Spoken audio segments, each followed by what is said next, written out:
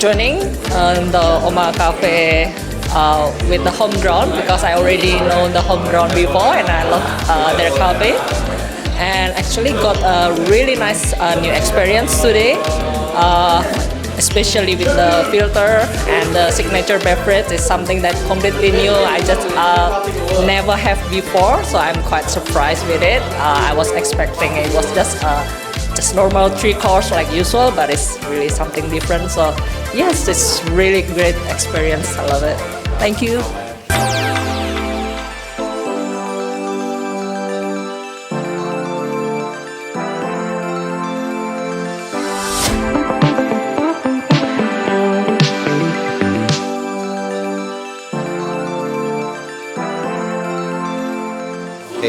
It was a fantastic experience. Sierra Azul geisha is really good. We had a course of espresso, a couple of filters, a mocktail. It was fantastic. Overall experience was really surprising. Thank you so much.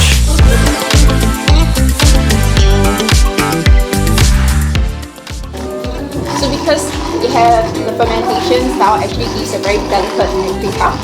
So my concern when I want to do this cup of coffee, I want to make sure that there's enough body to actually uphold the acidity and the vibrancy of this coffee.